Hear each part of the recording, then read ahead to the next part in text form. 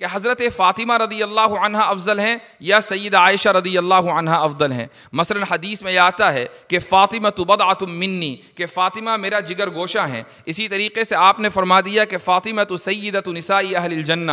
دوسری طرف سیدہ عائشہ رضی اللہ عنہ کے بارے میں کہ فضل عائشہ علی النساء کفضل السرید علی الطعام، کہ جس طرح سرید کی حیثیت ہے کھانوں میں، وہ حیثیت سیدہ عائشہ رضی اللہ عنہ کی ہے خواتین میں۔ تو دونوں طرح کے دلائل ہمارے سامنے ہیں۔ کچھ حضرات نے کہا کہ سیدہ فاطمہ کی افضلیت حضرت عائشہ پر ثابت ہے، اور کچھ نے کہا کہ حضرت فاطمہ کی افضلیت حضرت عائشہ پر ہے، اور اس طریقے سے دونوں طرح کی رائے پائی جاتی ہیں۔ تو کسی ایک رائے کو اختیار کرنے والے کو آپ اہل سنت والجماعت سے خارج قرار نہیں دے سکتے، یہ استنباط کا اختلاف ہے۔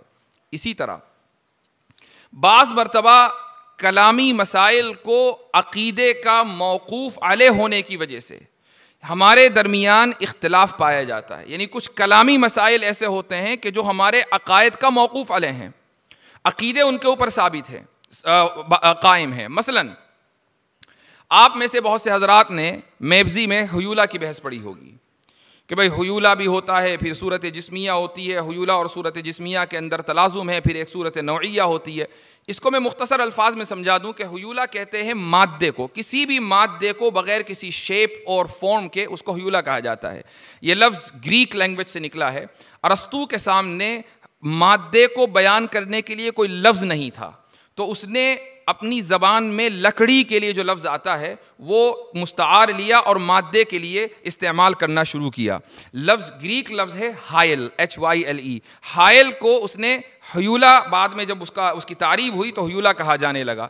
اصلاً ہائل لکڑی کے لیے آتا ہے، لیکن بعد میں مادے کو بیان کرنے کے لیے کہ جس کی ابھی کوئی فارم اور شیپ نہیں ہے۔ پھر صورت جسمیہ، صورت جسمیہ کیا ہے؟ ایک صاحب نے مجھ سے سوال کیا کہ کیا حیولہ کو صورت جسمیہ کے بغیر ہم سمجھ سکتے ہیں یا اس کا تصور کر سکتے ہیں؟ تو میں نے ان سے سوال کیا کہ آپ ایک کام کریں، مجھے کوئی بھی میٹر، چاہے وہ لکڑی ہو، وہ پتھر ہو، وہ کچھ بھی ہو، بغیر کسی فارم اور شیپ کے ذرا تصور کر کے دکھائیں۔ 5 منٹ کا ٹائم ہے۔ آپ کوئی بھی مادہ بغیر کسی فارم اور شیپ کے تصور ہی نہیں کر سکتے، یہ انسان کو قدرت ہی نہیں دی گئی ہے۔ تو جب ایسا ہے تو یہ جو فارم اور شیپ ہے یہی صورت جسمیہ ہے، اور وہ جو مادہ ہے وہ حیولہ ہے۔ پھر صورت نوعیہ، صورت نوعیہ کیا ہے؟ یہ جو ہماری آپ کی شکلیں ہیں، جو ہماری نوع کو دوسری انواع سے ممتاز کرتی ہیں، کہ ہم مثلا گھوڑے کو دیکھ کر پہچان لیتے ہیں کہ یہ گھوڑا ہے، گدھے کو پہچان لیتے ہیں کہ یہ گدھا ہے، انسان دیکھ کر ہمیں کوئی کنفیوژن نہیں ہوتا کہ یہ انسان ہے یا بندر ہے۔ ان لوگوں کو ہوتا ہوگا لیکن بہرحال ہمیں نہیں ہوتا ہے۔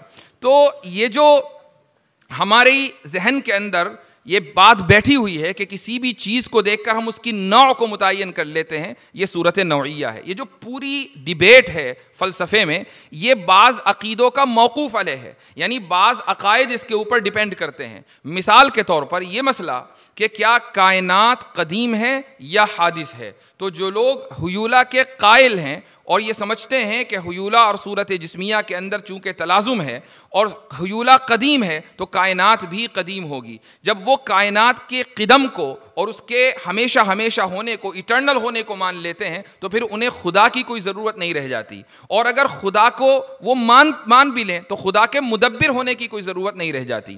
آپ دیکھیں گے کہ ہندوؤں میں آریہ سماج کا ایک طبقہ پایا جاتا ہے۔